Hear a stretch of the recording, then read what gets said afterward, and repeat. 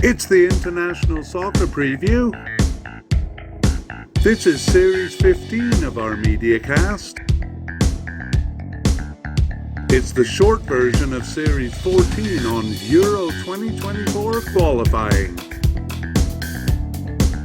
We're looking at Group D: Croatia, Wales, Armenia, Turkey, and Latvia.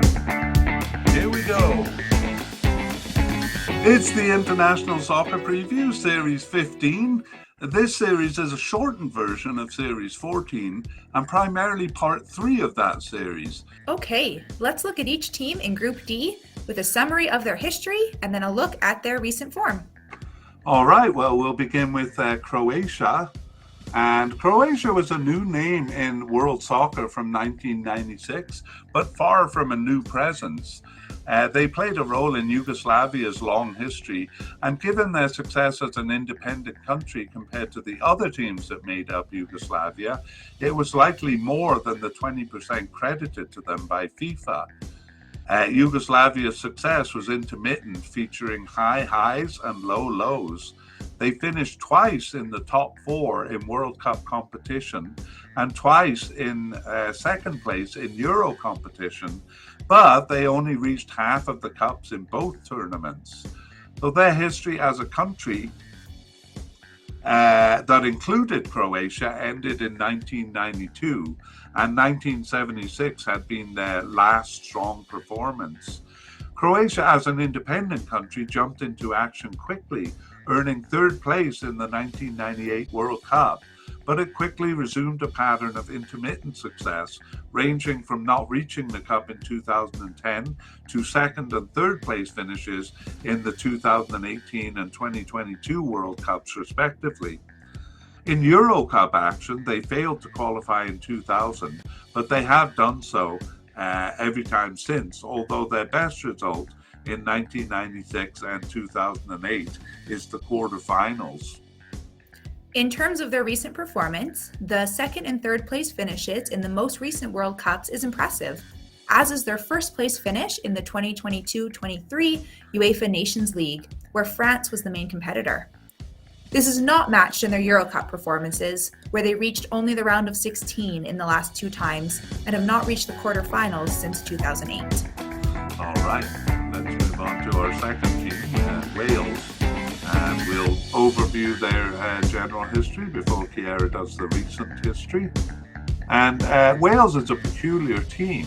Apart from sporadic success, their campaigns have usually seen them finish second last in the group, marked by a generally stingy defense.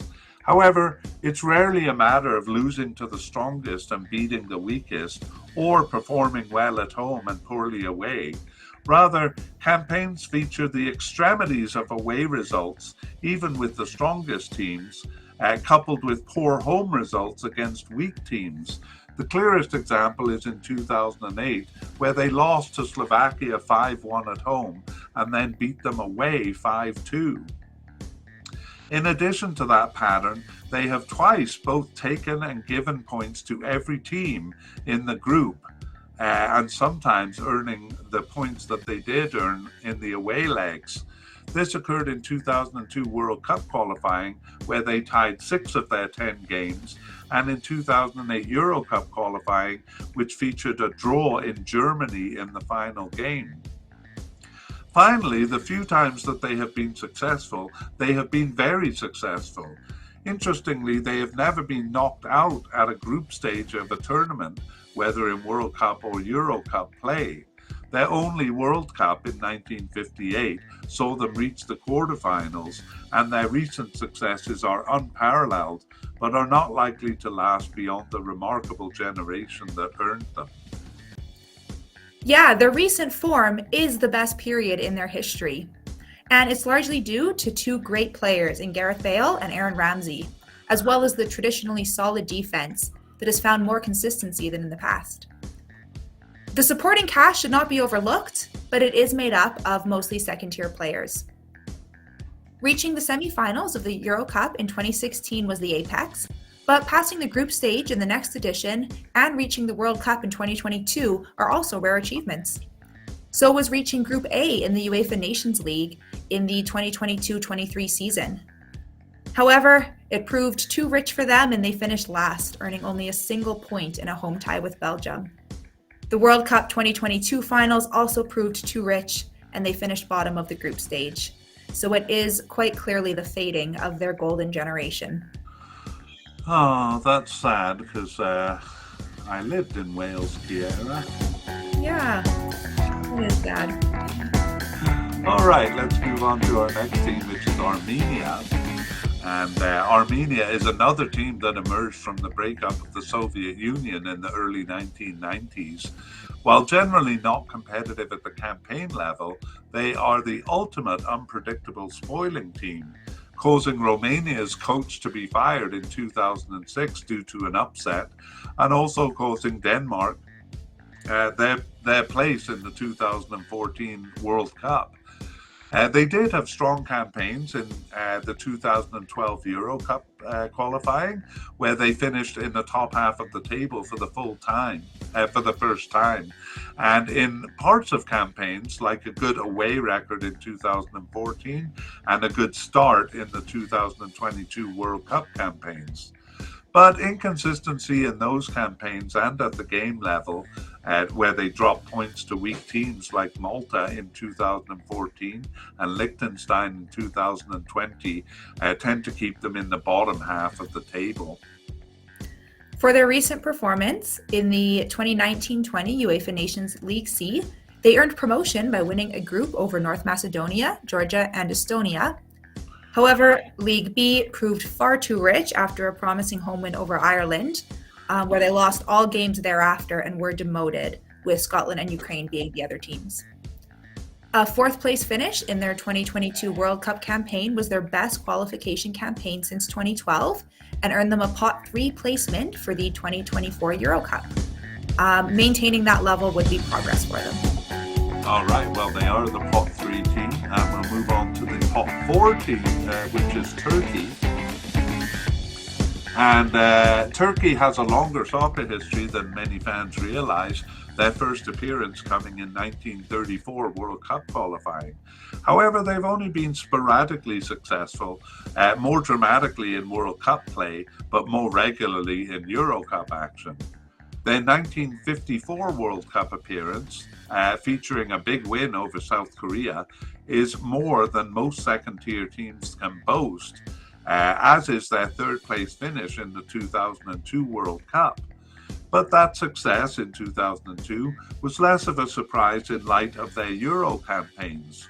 From a weak beginning, they improved steadily, then declined, and then improved again to regularly qualify from 1996, with a semi-final finish in 2008 as their best result. However, their failure to be seen as a top team is most evidenced by the fact that they have never finished first in any of their qualification campaigns.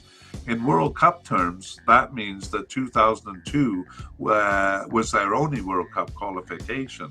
But in Euro Cup terms, it adds up to finishing second in the group 6 times, failing to win the playoff twice. Their qualifications often yield impressive results, but they're also troubled with inconsistency even in their home games. Looking at their recent performance, their record of finishing second in Euro Cup qualifying continued in 2020 and carried over to the World Cup campaign, where second place earned them a playoff spot, which they lost to Portugal. That showed some recovery from their third place finish in Euro 2016 and fourth in World Cup 2018 qualifying campaigns. In UEFA Nations League, they came last in 2020-21 League B version behind Hungary, Russia, and Serbia, relegating them to League C, though they won their group in 2022-23 to return to Group B. However, being seeded fourth in 2024 Euro qualifying is a slap in their national face and is not at all justified. All right, well, they are fourth here, but not really a fourth-tier team. Let's move to our last team, Latvia. And Latvia predates their emergence from the Soviet Union in the early 90s because they participated as an independent nation in the 1938 World Cup. They're generally a weak team, though, and their remarkable success in reaching the 2004 Euro Cup proved a flash in the pan. They have consistently been a bottom of the table team, where success is measured by how close they reach to the middle. Apart from 2004, a third of six finish in 2010 World Cup qualifying is the only time they've managed to finish in the top half of the table. Recently, they have grown further from it. Two bottom place finishes in their last two Euro Cup campaigns, and their permanent residence in UEFA Nations League D, the lowest level, threatened to brand them a feeble team until they earned promotion in 2023. They would like to get back to being a team that can take points off top teams, although success at the campaign level may be too ambitious in the near future. Talking about their recent performance, even their poor Euro campaign in 2016 offered some hope, tying 4 of the 5 teams on the road, including Czech Republic and Turkey. But 2018 didn't even offer that much, and their only points in 2020 were in the last game over a team that had secured qualification. That record and permanent residence in UEFA's D League, the lowest level, as you said, had things looking quite bleak for a team that had tasted some success. But a better campaign in 2022 World Cup qualifying that saw 3 draws on the road with Norway, Turkey, and Montenegro at least returned them to a spoiler level team. And promotion from League D takes them out of that feeble zone, offering some hope going forward. All right, well, that brings us to the end of the kind of overview of this group, and let's move on now to part 3 of Series 14. That's Connor and my discussion of the prospects of these teams. We're going to begin with the rankings there, and Connor, you're going to take us through that? Yes, we'll look at the rankings when the draw was made.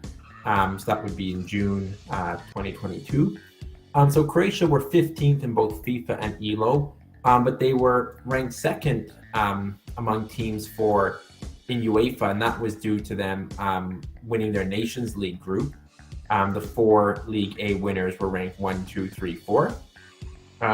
Since then, Croatia have risen to 7th in the world in FIFA rankings, which comes close to their high of 4th back in December 2018.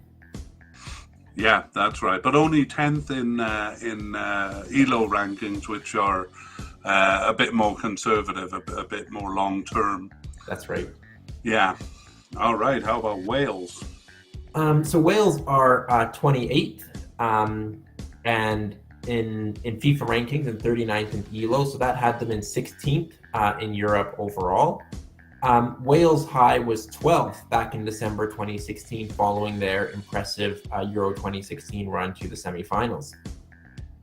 Yeah, they took a big drop between, I guess, because of the World Cup dropping from 22nd in ELO rankings to 39th there, but it doesn't seem to have been as severe in their FIFA rankings. Right. Armenia, they're 95th in FIFA and 90th in ELO. They were 31st in Europe at the time of the draw.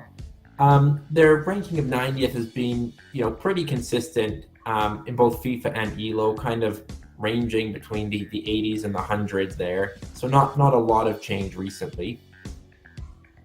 Yeah, I just think the short-term UEFA rankings put them ahead of Turkey here, which I think is a bit preposterous. To you? A little bit, and again, it might have to do with with their Nations League performance because actually they're ranked below Turkey in the standings. Yeah, that's right. Yeah. Okay, on to Turkey. Yeah, so Turkey are 44th. In the world, 39th according to ELO. They were 35th in Europe at the time of the draw, which is why they were below Armenia. Turkey were as high as 18th and 17th in FIFA and ELO in 2016, but have kind of dropped since then and have kind of been around the 40th mark for the last couple of years in both systems. Yeah, interesting that the ELO ranking is exactly the same as Wales, 39th in both. So that looks like it'll be a good head-to-head battle. Mm-hmm. And then finally for Latvia, they're 133rd in FIFA and 117th in ELO. Actually, in this one, we normally find that ELO is more consistent, but actually it's their FIFA ranking that's been more consistent at kind of the 130 mark. They're 117th in ELO, which was a rise from 147th, so a rise of 30 places, basically the last 3 years. Yeah, I mean, 107th in June 2022. I guess the ELO rankings were a bit reactive there, pushing them up almost 30 points in the course of a year. But maybe giving them too much credit for their success, because it was at the lower levels of the UEFA Nations League there. Yeah, that's the only thing that would have justified a rise, because their recent qualification performances were very poor. Mm-hmm. All right, well, let's take a look at the head-to-head record among these teams. So we'll go through this pretty quickly. Croatia and Wales. Croatia has a record of 3 wins, 1 draw, 0 losses. And actually, both of those are fairly recent, in 2014 and 2020. The tie was actually in the most recent game they played, the away leg in Wales. They tied 1-1. Otherwise, Croatia has won all games. Croatia and Armenia have never met. Croatia and Turkey have a record. Croatia with the winning record there, 3 wins, 2 draws, and 2 losses. So a fairly even record. And in 2018 World Cup qualifying, Turkey actually got the better of Croatia. So they have the momentum coming into this over Croatia. With Latvia, Croatia has won 4 and never tied or lost to them. Last time they met was in 2012. Interestingly, Wales and Armenia have an even record. That is 2 ties. The only time they met was in 2002. So it's a bit outdated, but an interesting one nonetheless. Wales and Turkey. Well, Wales has the better record with 4 wins, 1 draw, and 2 losses. And their last meeting was in the 2020 Euro Cup group stage. Wales won that 2-0. Wales and Latvia have never met, and Armenia and Latvia have never met. Turkey holds the superior record over Armenia, but they've only met once, and that was in 2010 World Cup qualifying, where Turkey won both legs. And finally, Turkey and Latvia have an interestingly even record. Get this, it's 1 win, 4 draws, and 1 loss. So Latvia, despite being a bit of an inferior team there, seem to have Turkey's number to a degree. Any observations there, Conor? Well, the most significant meeting would have been that 2004 Euro Cup qualifying playoff, which, as we saw, Latvia bested Turkey in. Yeah, that's right. But in 2022 World Cup qualifying, they tied 3-3 in Turkey, so that is a bit interesting there too. Okay, well, let's take a look at the odds of these groups. We know the pot numbers. I don't know if you have anything to say about whether they come from the bottom or the top of their pots, or whether that's significant. Yeah, so I guess Croatia were ranked 2nd, but that was because of their Nations League performance. Yeah. It also assured that Croatia would be in a group of 5 and not 6, so that they'd have time to play their Nations League Final 4. Right. Wales come from the middle of pot 2. Armenia are the lowest ranked of all pot 3 teams. And then Turkey are the 3rd ranked of pot 4 teams. So they're actually pretty close, as we saw 31st and 35th, respectively, in Europe. And then Latvia, there's actually only 5 teams in Europe ranked below Latvia, those being Moldova, Malta, Andorra, San Marino, and Liechtenstein. So Latvia, actually even behind Gibraltar, so they're third bottom out of the 10 teams in pot 5. All right. Well, I have gathered together some odds from betting sites. Not that we're encouraging betting, but it's just that it's kind of good to see what the odds makers are thinking. And do you want to take us through what the odds are for each team to win the group? Yeah, so for Croatia, it's 55%, so slightly more than half. Wales and Turkey are very even, and actually Turkey are slightly ahead. They're at 29%, whereas Wales are 26%. And as we showed in ELO, they're ranked identically, so not surprising the odds are similar. Armenia have just a 1% chance of winning the group, and Latvia 0.1%, so at the bottom. Well, Latvia has done it before, so maybe they should give them slightly higher odds, maybe 0.2% here. Let's get into a bit of a discussion, and maybe a good place to start is with the momentum. I said at the beginning that form is going to be really important here because teams seem to have different momentum. Do you have a sense of each team? Do you want to talk to that, or do you want me to? Sure, I'll start, but you can fill in. So obviously Croatia are on the highs of their World Cup semifinals, and they're winning their Nations League group. We've mentioned, of course, some doubts about some older players retiring, but there are a number of those players still. It's not a flood of retirements. You'd have to say they're in good form. Wales, again, also with the retirement of Gareth Bale being a huge loss, they seem to be on a bit of a downward momentum with a poor World Cup performance and poor Nations League results. And then Turkey, on the opposite, are kind of on the up. They've had some good nearly qualifying campaigns and have a good crop of young players. In terms of Armenia and Latvia, Armenia have done well to be a pot 3 team, so there's a little bit of upward momentum for them.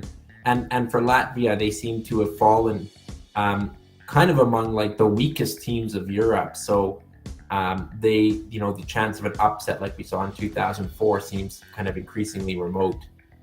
Yeah, well, that did come out of the blue, but it's nothing that you can really expect to happen again. They showed no signs of it then. They show no signs of it now.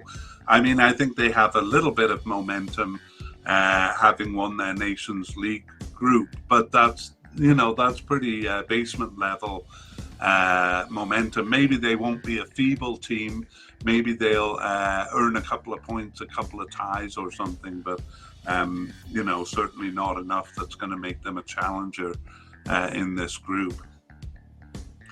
If we go back to Croatia, I'm a little worried about Croatia, and I know I kind of got in trouble. We kind of got in trouble from Croatian fans about talking about their aging, but I got to reiterate it here and say, I don't think they'll have any problem qualifying for this cup, but I would be a bit worried about, for me, the issue is like the main players, Ivanovic and Kramaric and stuff like that. I'm not sure they're going to, really make it to the 2024 Euro Cup. I think they'll carry them through qualifying, but whether they'll actually, be as big at the cup as they were at the 2022 World Cup. Now, it may be that Croatian fans know that there are players backing them up who can come in and replace them, which we wouldn't know. But what are your thoughts on that? Yeah, I mean, I again, there hasn't been the wave of retirements. Even Modric hasn't retired at 37. So they seem to be sticking around. But you're right, the actual tournament is still a year and a half away. Maybe that will be the last tournament for the golden generation.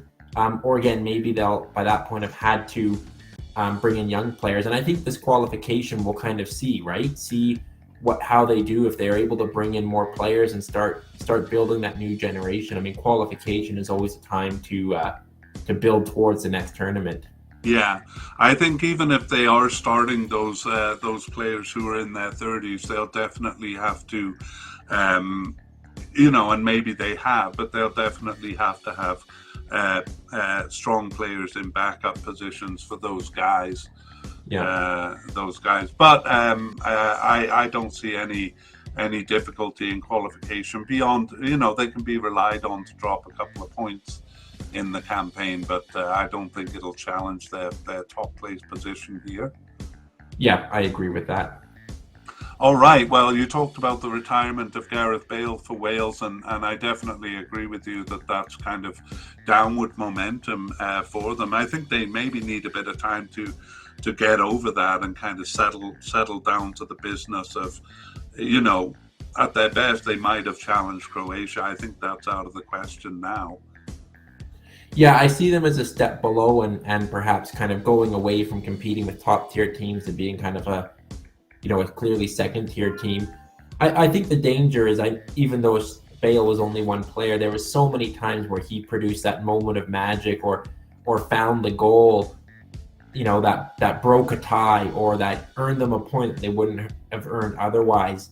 Wales don't score a lot of goals. They're a very good defensive team, but I fear that they could fall into some more ties or failing to win games, without that game changer in their squad. Yeah, I agree with you, and I think that's going to make Turkey a bit difficult for them here. I think, on average, Turkey and Wales are quite even, but I think really Turkey, Wales is a bit up and down, where I think Turkey is just generally a stronger team. They usually finish second in their qualification groups. Yeah, and in both their Euro 2020 qualifying and their World Cup 2022 qualifying, they only lost one game of 10. Wow. So, it's resulted in second places, but they're a good qualifying team, or have been recently. So, I think they're evenly matched, but again, maybe that momentum would, might see them finish ahead of Wales, even as a fourth seed. Yeah, we didn't do a player podcast like we did for the teams that were in the World Cup, but even, kind of a glance at their squad suggests a pretty bright squad. Like, they look like they have good players coming in here, whereas Wales is kind of moving in the other direction. So, it's like I said at the beginning, really, how their form comes into play seems to be what will dictate everything. Yeah. What do you think of Armenia, who are, of course, the third of the pot 3 team? Well, like you said, they did have a bit of momentum, but I almost feel like that has passed. And now they're kind of going back to the level that they were at. And I think Mkhitaryan's retirement, even more so than Bale's retirement for Wales, will be a big adjustment for them. I think it's ridiculous that they were a pot 3 team here. I think that'll prove out. How about you? Yeah, I think they're good enough to take points off teams, even home or away. And they've done that in recent campaigns, but I don't see them picking up enough points to really challenge for second place. Yeah, I mean, in the write-ups, I often divide teams into, spoilers or challengers. And, will they challenge for third place here, or will they just have some spoiler results? And I think you called it there. I think they will have some spoiler results, but won't really be challenging for third place. It might even be if Latvia does. I mean, Latvia has come out, as we said, out of a period that bordered on being feeble, back to maybe being a spoiler team themselves. If things go badly for Armenia, they could be fighting with Latvia at the bottom of the table to avoid last place. How possible do you think that is? I think Armenia will be ahead of Latvia. I see Latvia as less capable of spoilers in this group, and I think some of their recent campaigns, they have proved quite feeble, whereas Armenia do have at least some momentum. So I think if Latvia, I think Armenia will be the best chance for them to get points, but I don't really see them picking up points against some of the other teams, whereas Armenia does have more of that spoiler capacity, as you said. Yeah, I agree with you there. I would be a bit surprised to see Armenia finish last. Okay, well, we're going to move on to a section that I've been looking forward to. You have looked at the results, but I haven't allowed myself to. So we're going to go through the March games, and I'm going to tell you what I predicted. And, all right. Yeah. All right, so we'll start with Armenia at home to Turkey. Okay, I'll just put it up on the graphic here. And here's what I think about that. I think Turkey will be annoyed that Armenia was seeded ahead of them. So I think they'll be anxious to show that that was a dreadful mistake here. And I think it's going to be. I think there's an outside possibility of a tie with Armenia at home, but I think Turkey is gonna show that they're a better team. And you are correct. It was a close game. It was finished 2-1 for Turkey. Turkey actually coming from behind, but managing to grab all 3 points. All right. I didn't give a score there, but I want to prove to you that my prediction was 2-1. Here, I'll just show it on the graphic. See, it says 2-1 Turkey. All right.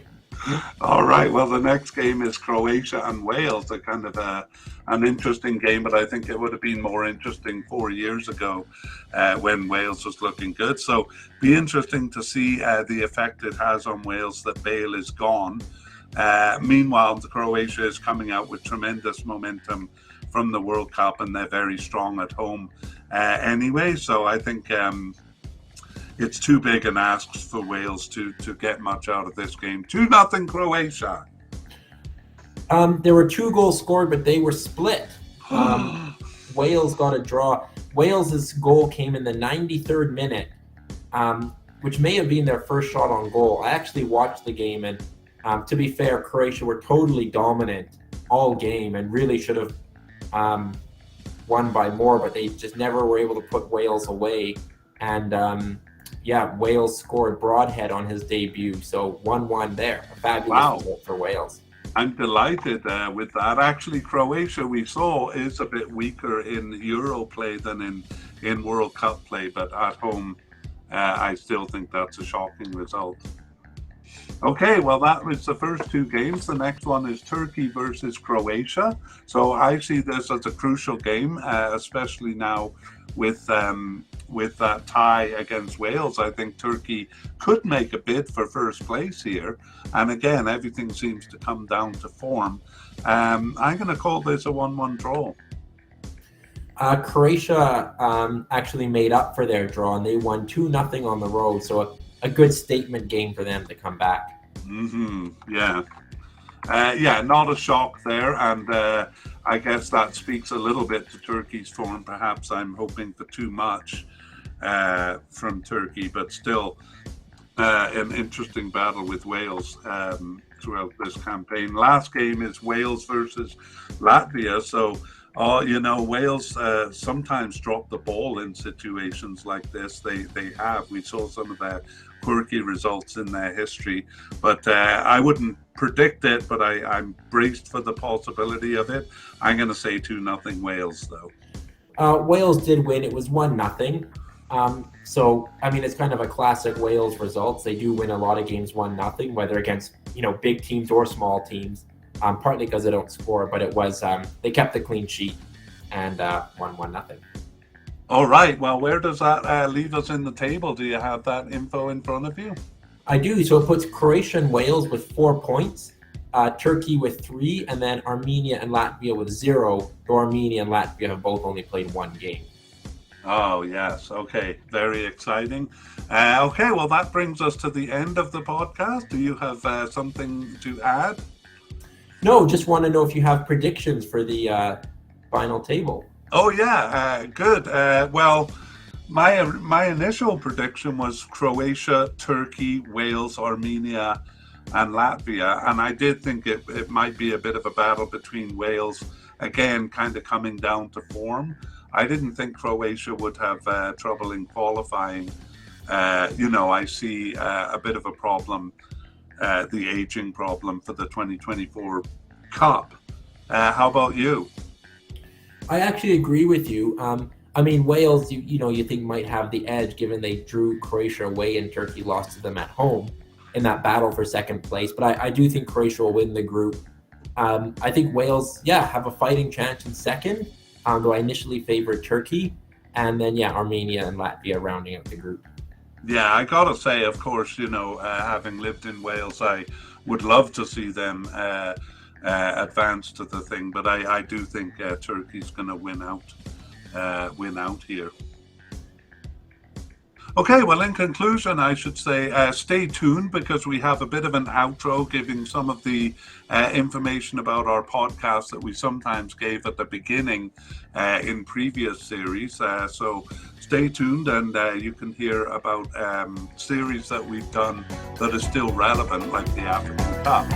And that's it for this group, and we will see you for Group E. All right, see you next time.